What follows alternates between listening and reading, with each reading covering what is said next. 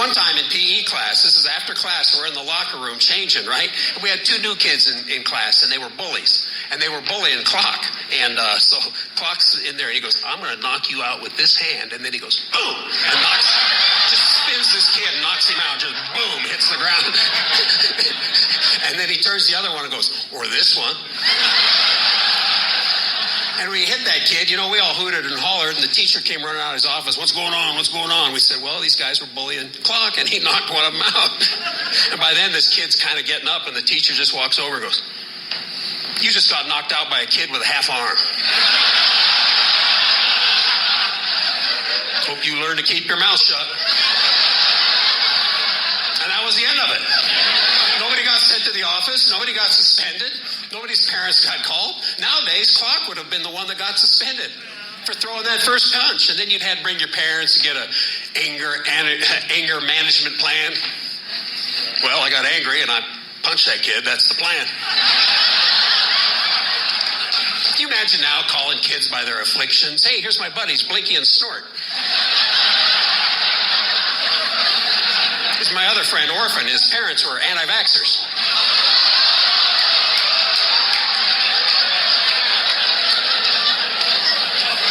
Not accurate.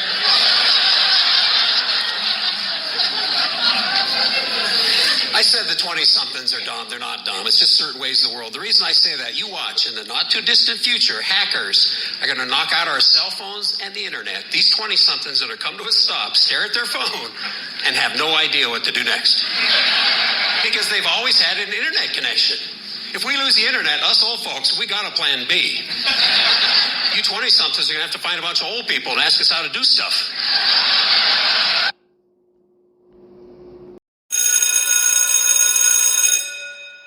Good morning. It is Monday, Medal of Honor Monday, July the 10th, and this is The True Conservative.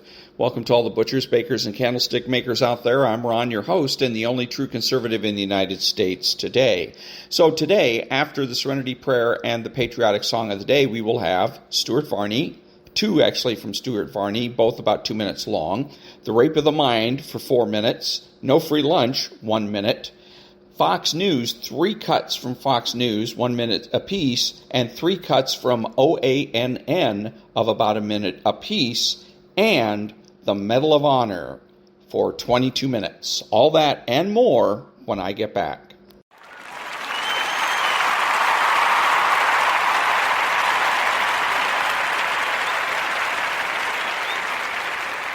God grant me the serenity to accept the things I cannot change, the courage to change the things I can, and the wisdom to know the difference. Amen.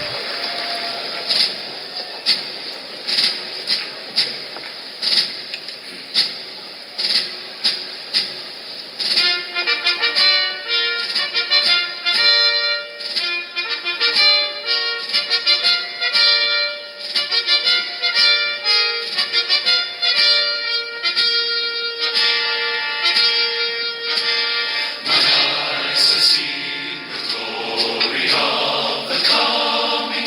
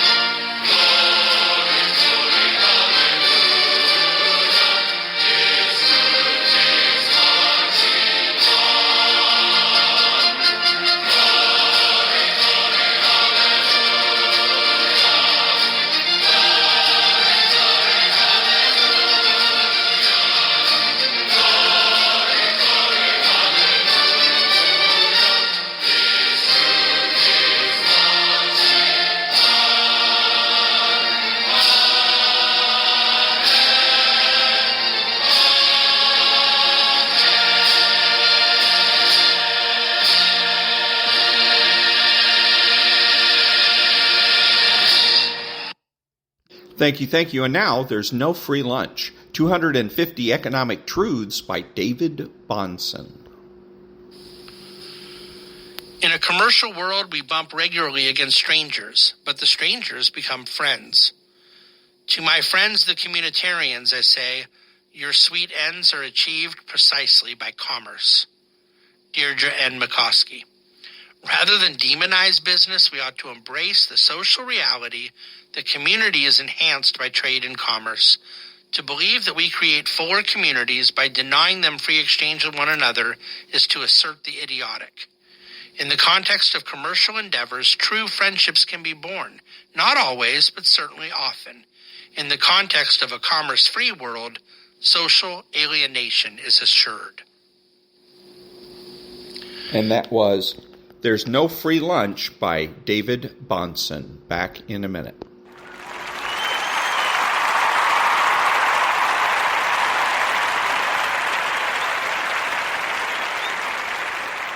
Thank you. So who is the true conservative? He is the person that has the courage of his convictions and is confident in what he knows. He is the person that understands that culture trumps politics. He's not selfish, but minds his own business. He does not go looking for trouble. He is alert. He curbs his curiosity, and he acts like an adult. He is patriotic and uses common sense. He is judgmental and moralizes. He refuses to speculate, speaks clearly and definitively, and is not afraid to say no. He's open-minded, asking why, rather than why not. He is consistent, credible, and influential, not ashamed of his existence, unafraid to learn or correct his mistakes. He is a normal American, and he is better than the socialist. He's a better friend, father, brother, family member, and a better person, period. You have to know that being a true conservative is best, or you are wasting your time. Back in a minute.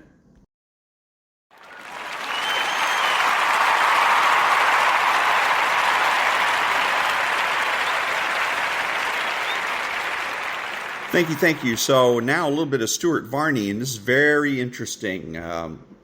Listen to this. Party. But he doesn't come out and say, you're wrong, I'm not too old. He says this, listen. Not right or wrong. Look, to use the phrase again, I think we're at an inflection point. I think the world is changing, and I think there is one thing that comes with age if you've been honest about it your whole life, and that is some wisdom. So there he says it's not about right and wrong. This is the left's standpoint. It is about right and wrong. It's always about right and wrong. For people like Joe Biden, it's only about power.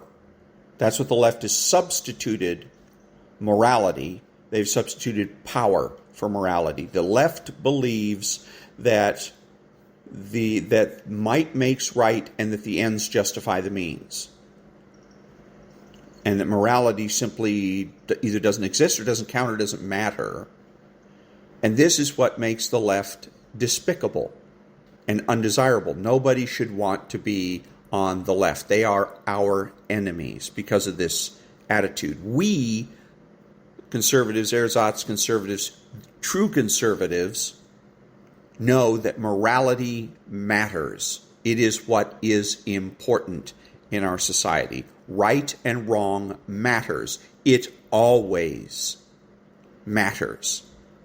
And that's why we, as conservatives, are better than the so-called liberals. Don't forget that. Back in a minute.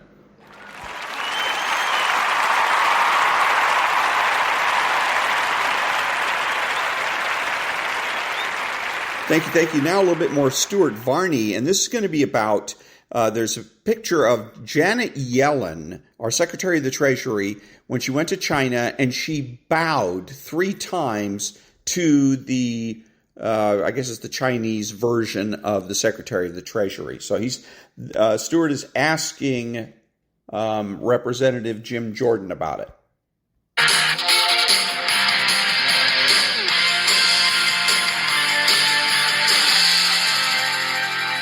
Let's celebrate the welcome return of Congressman Jim Jordan back with us this Monday morning. Congressman, what did you make of Yellen's triple bow? Well, I think it just is a reflection of just the weakness projected from this administration, period. Welcome return. So anyways, wrong. He's wrong in saying this. If the Republicans want to know why nobody's motivated, this is why. Because they can't come out and make simple moral declarations. There's one of the ways that the left shuts people up is by saying, don't judge. Okay, I'll go with that. Don't judge. But that doesn't mean you can't criticize.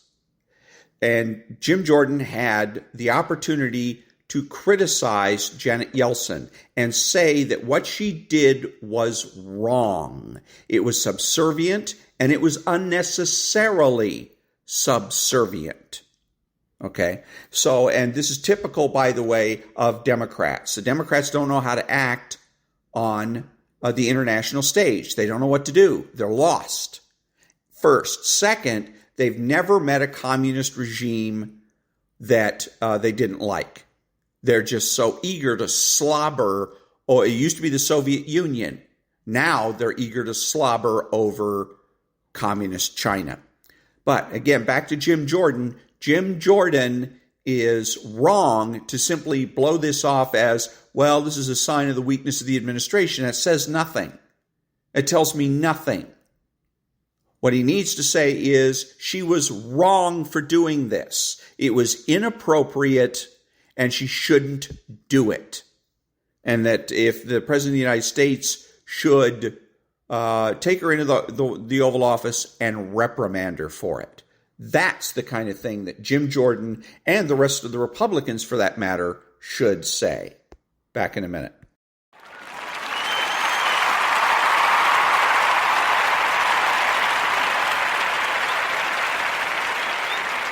Thank you. And now, The Rape of the Mind by Joost-Meerlo. The Conditioning of Man. Pavlov's research on the machinery of the mind taught us how all the animals, including man, learn adjustments to existing limitations through linking the signs and signals of life to body reactions. The mind creates a relationship between repeated simultaneous occurrences, and the body reacts to the connections the mind forms. Thus, the bell, rung each time the dog was fed, became a signal to the animal to prepare for digestion, and the animal began to salivate. Recent experiments conducted by Dr. Gregory Razran of Queen's College show how men may develop the same kind of responses. Dr. Razran treated a group of 20 college students to a series of free luncheons at which music was played or pictures shown. After the final luncheon, these 20 students were brought together with another group who had not been luncheon guests. At this meeting, as at the luncheons, music was played and pictures shown, and all the students were asked to tell what the music and pictures made them think of. The music and the pictures generally reminded the first group of something related to eating, but had no such association for the second group. There was obviously a temporary connection in the minds of the luncheon guests between the music and pictures on the one hand and eating on the other. The Chinese did their mass conditioning in an even simpler way. After having taught the prisoners for days to write down all possible nonsense and political lies, in an atmosphere of utter confusion and stress, they were ripe to sign collectively the lie having taken part in germ warfare. When occur. All conditioned reflexes are involuntary temporary adjustments to pressures which create an apparent connection between stimuli, which may be in fact totally unrelated. For this reason, the conditioned reflex is not necessarily permanently imprinted on the individual, but can gradually disappear. If, after the dog's conditioned reflex to the bell has been developed, the bell is rung over and over again and no food is presented to the animal, the salivating reflex disappears. Doubtless, Dr. Razran's students will not always think of food when they hear music. We could describe this conditioned reflex another way. It is a selected response of the mind-body unit to a given stimulus. The ways in which the stimulus and the response are connected vary considerably. They may have been associated in time, in place, or by coincidence, or by the common aim, and thus, they may form a special conditioned complex in our mental and physical attitude. Some of these complex responses or patterns are more autonomous than others and will act like the innate patterns. Some are flexible and are continually changing. Analysis of some of the psychosomatic diseases, for example, shows us how our inner emotional attitudes can intensify or even change a conditional response. Stomach ulcers is an example of such a psychosomatic disease. It may arise when the body manufactures too much hydrochloric acid, which is necessary for the digestion of food. The stomach ulcer patient is a person who reacts to strong emotions, especially repressed hostility, with an excessive secretion of hydrochloric acid. The innate secretion reflex, favorable for the digestion in case of hunger, grows into an unfavorable conditioned reflex where hunger and aggression mutually increase the hydrochloric acid secretion. Gradually, more and more of the sour fluid is manufactured until finally the patient finds himself suffering from ulcers. The stomach consumes, as it were, its own tissue. This same paradox may be seen in many educational processes. The mother, who puts her child on a too rigid feeding schedule, may change the child's favorable response to hunger into a stubborn reaction against feeding. For our purpose, we have to be aware that conditioning takes place throughout all our lives and in the most subtle and most obvious ways. We discover that the molding of our personalities may occur in 1,000-fold ways through such matters as these. The meal training given in early childhood, the harshness or the musical tone of the words spoken to us, the sense of haste in our surroundings, the steadiness of family habits, or the chaos of neurotic parents. The noises of our machines, the reservedness of our friends, the discipline of our schools, and the competitiveness of our clubs. We are even conditioned by such things as the frailty of our toys and the coziness of our houses, the steadiness of traditions or the chaos of a revolution, the artist and the engineer, the teacher and the friend, the uncle or aunt and the servant. They all give shape to our behavior. And that was The Conditioning of Man from The Rape of the Mind by Joost-Meerlo, M.D. Back in a minute.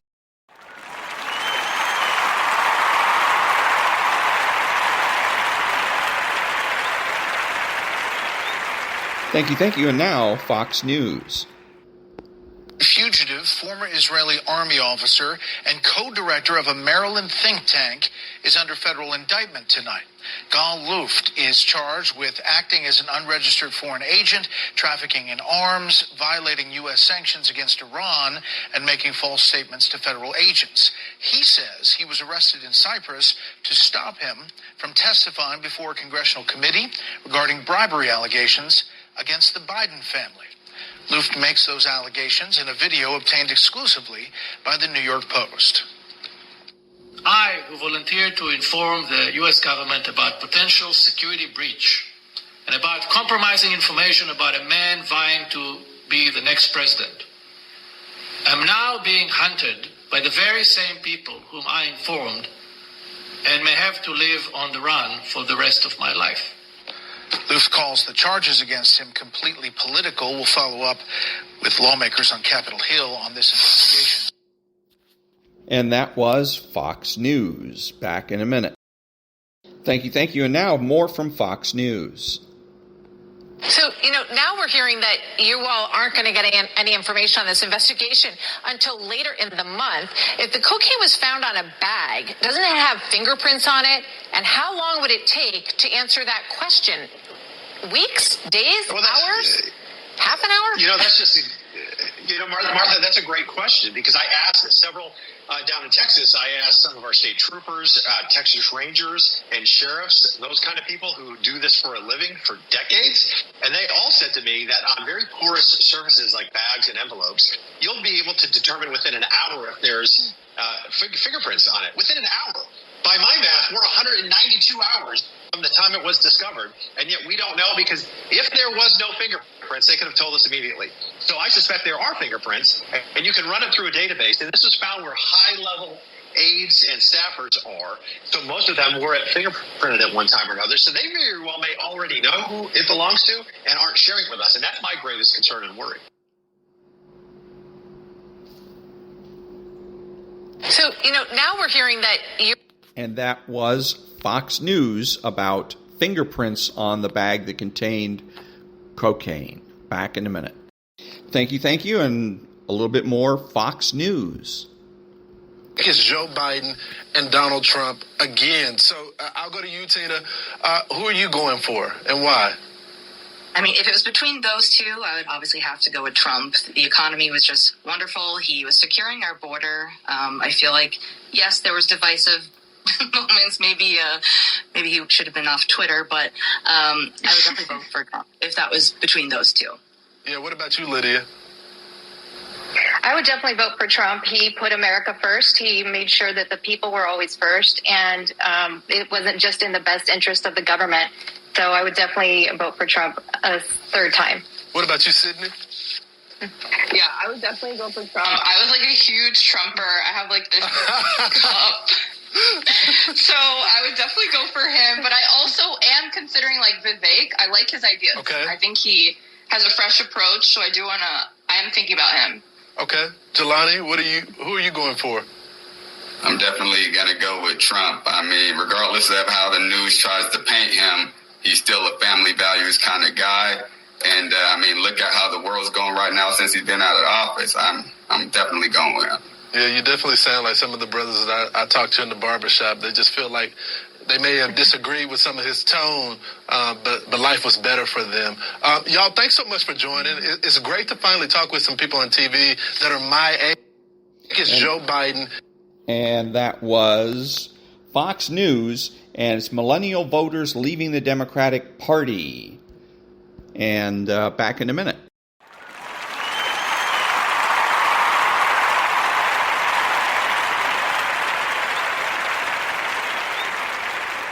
Thank you. Now, OANN, One America News. A lot of jobs that were restored because they were temporarily put on hold during COVID. But I think the majority of the jobs that have been created over the past year, let's say, are jobs for people who already have jobs. You see, the economy is so weak and prices are rising so much that a lot of people are forced to take second and third jobs. Moonlighting is at an all-time record high. In fact, now we have more people that have multiple full-time jobs, and they still have a hard time paying the rent and putting food on the table. So that's what's going on. These jobs are not here because the economy is strong. It's because the economy is weak. And it's not our grandkids or even our kids who are going to pay for these deficits. We're paying right now through inflation. Right. It's the deficits that are creating inflation. And so we're all paying higher prices, and you ain't seen nothing yet. If you thought inflation was bad over the last couple of years, wait till you see what's coming. A lot of... And that was OANN with economist Peter Schiff. Back in a minute. Thank you. And a little bit more from OANN. I mean, it's very much basic math if you look at how much we've sent over there in terms of, raw military equipment and ammunition, and the fact that we lack an industrial base here in the United States to replenish it rapidly. So it's really quite dangerous that Joe Biden just gets on the air and says that, we're running out of ammo, so the last thing we have to offer is cluster munitions, because cluster munitions are extremely dangerous. They're extremely reckless. I like to point out to people that when I was overseas fighting against ISIS, we weren't allowed to use cluster munitions because of the dud rate and because of the implications of civilian casualties. So introducing them to a battlefield in Europe is extremely negligent. I mean, everything here is running extremely off the rails right now. We need to be moving towards de-escalation, moving towards peace talks. We still have some degree of leverage in this because we're funding the Ukrainians. That should be our focus right now, but I don't hear anyone in Washington, D.C. seriously discussing that. I mean, and so that was OANN with Green Beret veteran Joe Kent, who's also running for Congress. Back in a minute. Thank you. And yet again, OANN. Tim Ballard is a good friend of mine. Eduardo Verestecchi is a good friend of mine. We're all in this fight together. There's too few of us. And yes, Tim and his organization, they focus internationally, but we got a domestic problem here, Dan. We've got the Biden administration refusing to talk about sex trafficking. They closed the office in the White House to sex trafficking. The border is wide open. I've got a cartel logbook where the cartel keeps track of the children that come into the U.S. more than the U.S. government.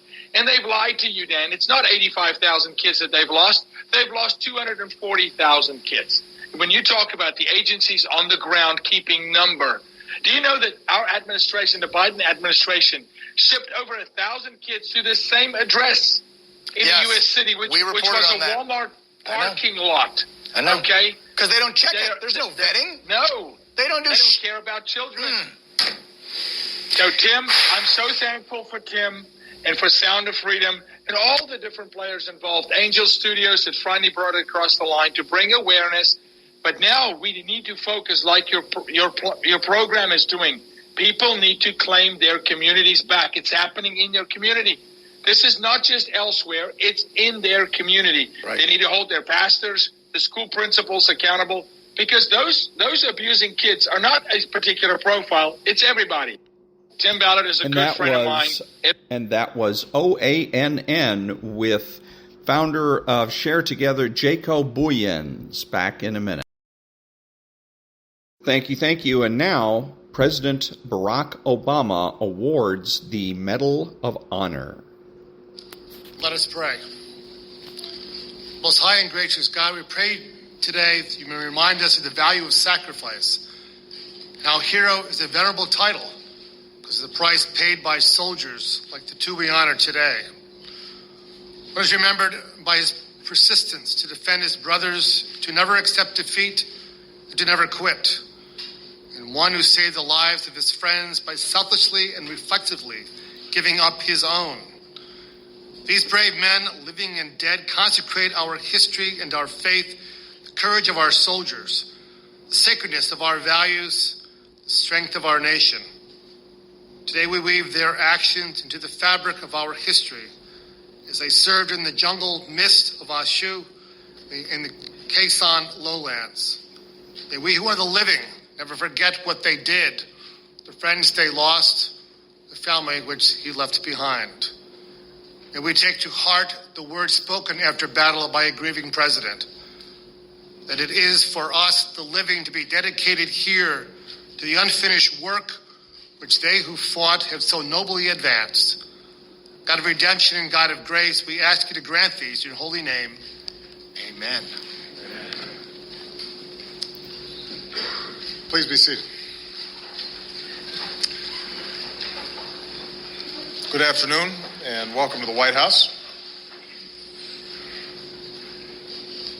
More than 4 decades ago, in early 1970, an American squad in Vietnam set out on patrol. They marched down a trail past a rice paddy. Shots rang out and splintered the bamboo above their heads. The lead soldier tripped a wire, a booby trap. A grenade rolled toward the feet of a 20-year-old machine gunner. The pin was pulled, and that grenade would explode at any moment. A few years earlier, on the other side of the country, deep in the jungle, a small group of Americans were crouched on top of a small hill. And it was dark. They were exhausted. The enemy had been pursuing them for days. And now they were surrounded, and the enemy was closing in on all sides. 2 discrete moments, but today we honor 2 American soldiers for gallantry above and beyond the call of duty at each of those moments. Specialist Donald Sloat, who stood above that grenade, and Command Sergeant Major Benny Adkins, who fought through a ferocious battle and found himself on that jungle hill. Nearly half a century after their acts of valor, a grateful nation bestows upon these men the highest military decoration, the Medal of Honor. Normally, this medal must be awarded within a few years of the action, but sometimes even the most extraordinary stories can get lost in the fog of war or the passage of time. Yet when new evidence comes to light, certain actions can be reconsidered for this honor, and it is entirely right and proper that we have done so, and that is why we are here today.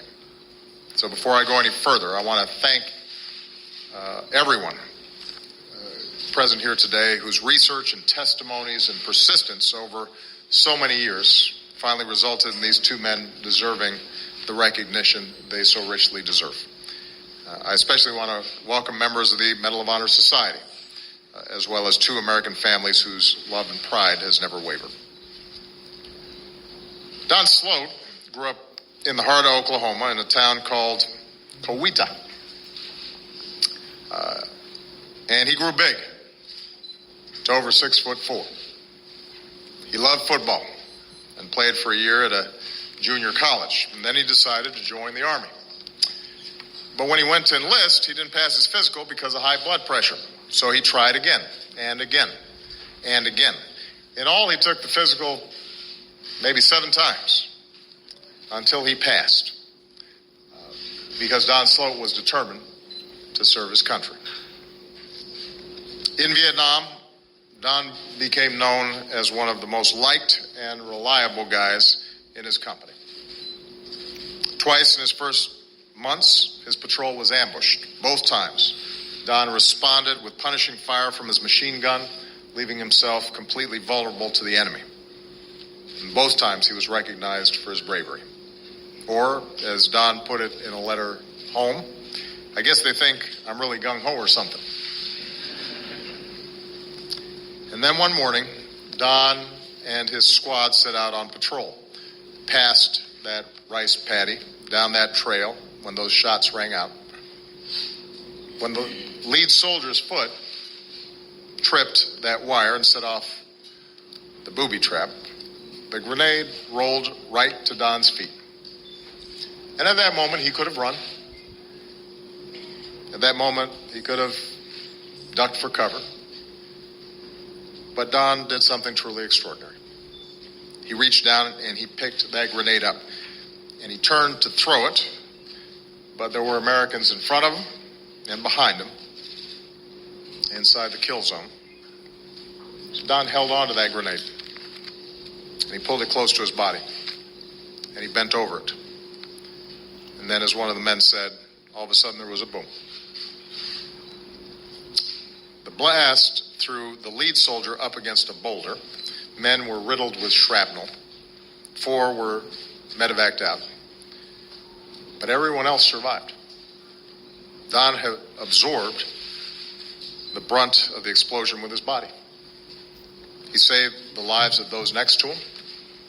And today, we're joined by 2 men who were with him on that patrol, Sergeant William Hacker and Specialist Michael Mulheim. For decades, Don's family only knew that he was killed in action. They'd heard that he had stepped on a landmine. All those years, this Gold Star family honored the memory of their son and brother, whose name is etched forever on that granite wall not far from here. Late in her life, Don's mother, Evelyn, finally learned the full story of her son's sacrifice. And she made it her mission to have Don's actions properly recognized. Now, sadly, nearly 3 years ago, Evelyn passed away. But she always believed. She knew that this day would come. She even bought a special dress to wear to this ceremony. We are honored that Don and his mom are represented here today by Don's brother, sisters, and their families. On behalf of this American family, I'd ask Don's brother, Dr. Bill Sloat, to come forward for the reading of the citation and accept the gratitude of our nation.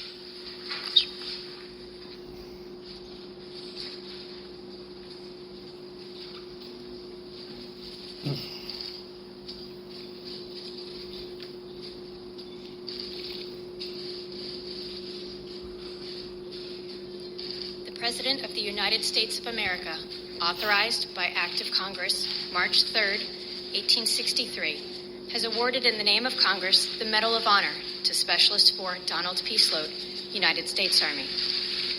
Specialist 4 Donald P. Sloat distinguished himself by acts of gallantry and intrepidity at the risk of his life above and beyond the call of duty while serving as a machine gunner with Company D, 2nd Battalion, 1st Infantry Regiment, 196th Light Infantry Brigade, Americal Division, during combat operations against an armed enemy in the Republic of Vietnam on January 17, 1970.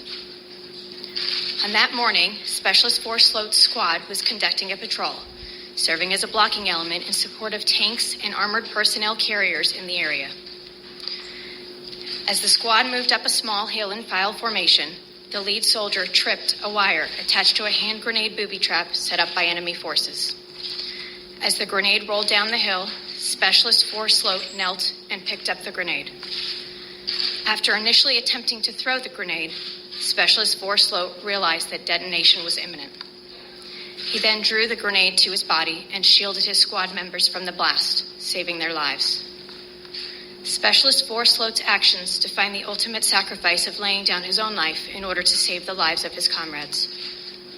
Specialist 4 Donald P. Sloat's extraordinary heroism and selflessness above and beyond the call of duty are in keeping with the highest traditions of military service and reflects great credit upon himself, Company D, 2nd Battalion, 1st Infantry Regiment, 196th Light Infantry Brigade, AmeriCal Division, and the United States Army.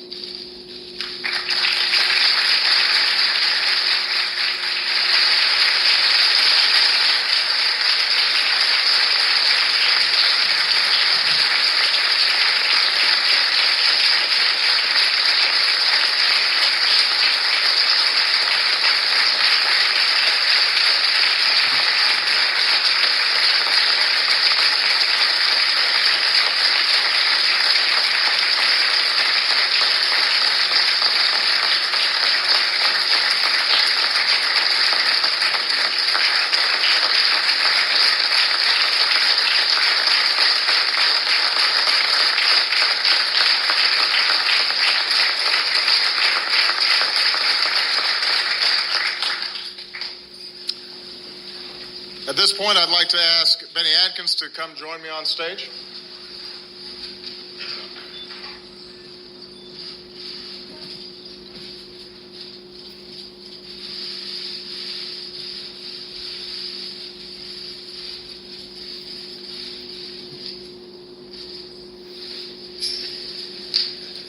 Now, let me just say, the first thing you need to know is when Benny and I met in the Oval Office, he asked if he could sign back up.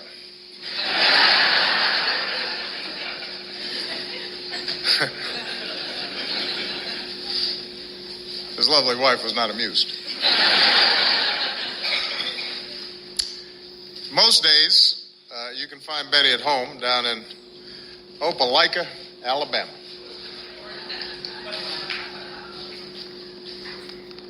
Tending his garden or his pontoon boat out on the lake. He's been married to Mary for 58 years. He's a proud father of 5, grandfather of 6. At 80, still going strong. A couple of years ago, he came here to the White House with his fellow veterans for a breakfast we had on Veterans Day. He tells folk he was the only person he knows who has spilled his dessert in the White House. And I just have to correct you. That makes 2 of us. I've messed up my tie. I've messed up my pants. But in the spring of 1966, Benny was just 32 years old on his second tour in Vietnam. He and his fellow Green Berets were at an isolated camp along the Ho Chi Minh Trail. A huge North Vietnamese force attacked, bombarding Benny and his comrades with mortars and white phosphorus. At a time it was nearly impossible to move without being wounded or killed. But Benny ran into enemy fire again and again to retrieve supplies and ammo, to carry the wounded to safety, to man the mortar pit, holding off wave after wave of enemy assaults. 3 times explosions blasted him out of that mortar pit, and 3 times he returned. I have to be honest, in a battle and daring escape that lasted 4 days, Benny performed so many acts of bravery, we actually don't have time to talk about all of them. Let me just mention 3. On the first day, Benny was helping load a wounded American onto a helicopter. A Vietnamese soldier jumped onto the helo trying to escape the battle and aimed his weapon directly at the wounded soldier ready to shoot. Benny stepped in, shielded his comrade, placing himself directly in the line of fire, helping to save his wounded comrade. At another point in the battle, Benny and a few other soldiers were trapped in the mortar pit, covered in shrapnel and smoking debris. Their only exit was blocked by enemy machine gun fire. So Benny thought fast. He dug a hole out of the pit and snuck out the other side. As another American escaped through that hole, he was shot in the leg. An enemy soldier charged him, hoping to capture a live POW, and Benny fired, taking out that enemy and pulling his fellow American to safety. By the third day of battle, Benny and a few others had managed to escape into the jungle. He had cuts and wounds all over his body, but he refused to be evacuated. When a rescue helicopter arrived, Benny insisted that others go instead.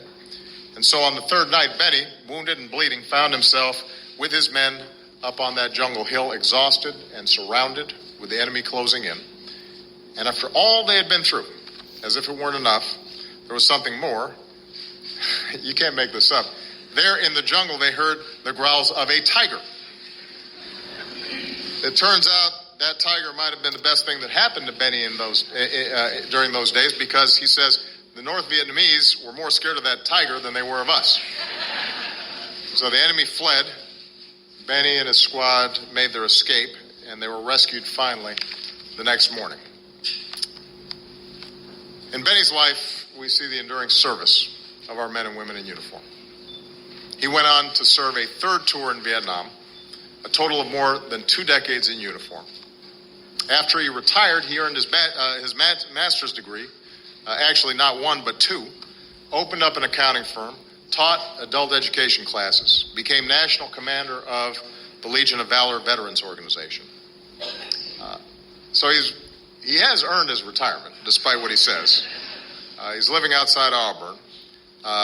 And yes, he is a fan of the Auburn Tigers, although I did a poll of the family, and there's some Crimson Tide fans here. So there's obviously some divisions. But Benny will tell you that he owes everything to the men he served with in Vietnam, especially the 5 who gave their lives in that battle. Every member of his unit was killed or wounded. Every single one was recognized for their service. Today we're joined by some of the men who served with Benny, including Major John Bradford, the soldier that Benny shielded in that helicopter, and Major Wayne Murray, the soldier Benny saved from being captured. And I'd ask them and all of our Vietnam veterans who are here today to please stand or raise your hand to be recognized.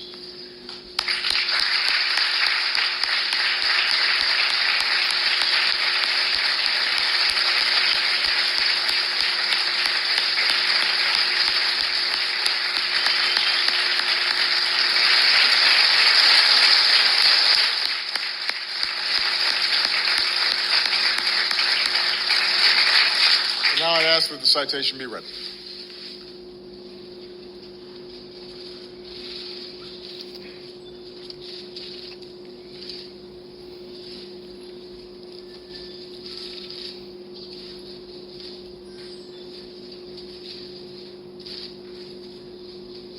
The President of the United States of America, authorized by Act of Congress, March 3rd, 1863, has awarded in the name of Congress the Medal of Honor to Sergeant First Class Benny G. Atkins, United States Army.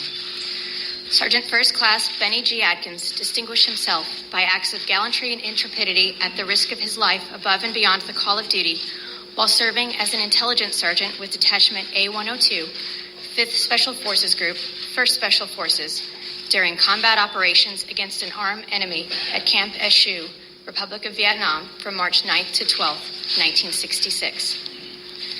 When the camp was attacked by a large North Vietnamese and Viet Cong force in the early morning hours, Sergeant First Class Atkins rushed through intense enemy fire and manned a mortar position, continually adjusting fire for the camp, despite incurring wounds as the mortar pit received several direct hits from enemy mortars. Upon learning that several soldiers were wounded near the center of camp, he temporarily turned the mortar over to another soldier, ran through exploding mortar rounds, and dragged several comrades to safety. As the hostile fire subsided, Sergeant First Class Atkins exposed himself to sporadic sniper fire while carrying his wounded comrades to the camp dispensary. When Sergeant First Class Atkins and his group of defenders came under heavy small arms fire from members of the Civilian Irregular Defense Group that had defected to fight with the North Vietnamese, he maneuvered outside the camp to evacuate a seriously wounded American and draw fire, all the while successfully covering the rescue. When a resupply airdrop landed outside of the camp perimeter, Sergeant First Class Atkins again moved outside of the camp walls to retrieve the much-needed supplies. During the early morning hours of March 10, 1966, enemy forces launched their main attack, and within 2 hours, Sergeant First Class Atkins was the only man firing a mortar weapon. When all mortar rounds were expended, Sergeant First Class Atkins began placing effective recoilless rifle fire upon enemy positions. Despite receiving additional wounds from enemy rounds exploding on his position, Sergeant First Class Atkins fought off intense waves of attacking Viet Cong. Sergeant First Class Atkins eliminated numerous insurgents with small arms fire after withdrawing to a communications bunker with several soldiers. Running extremely low on ammunition, he returned to the mortar pit, gathered vital ammunition, and ran through intense fire back to the bunker. After being ordered to evacuate the camp, Sergeant First Class Atkins and a small group of soldiers destroyed all signal equipment and classified documents, dug their way out of the rear of the bunker, and fought their way out of the camp. While carrying a wounded soldier to the extraction point, he learned that the last helicopter had already departed. Sergeant First Class Atkins led the group while evading the enemy until they were rescued by helicopter on March 12, 1966. During the 38-hour battle and 48 hours of escape and evasion, fighting with mortars, machine guns, recoilless rifles, small arms, and hand grenades, it was estimated that Sergeant First Class Atkins had killed between 135 and 175 of the enemy while sustaining 18 different wounds to his body. Sergeant First Class Atkins' extraordinary heroism and selflessness above and beyond the call of duty are in keeping with the highest traditions of the military service and reflect great credit upon himself, Detachment A-102, 5th Special Forces Group, 1st Special Forces, and the United States Army.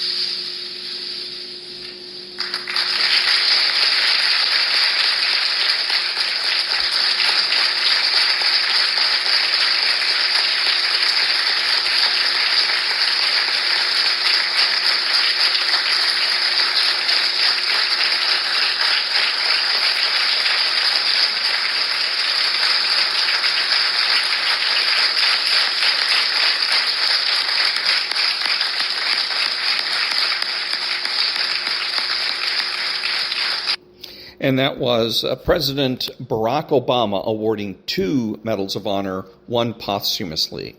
Back in a minute.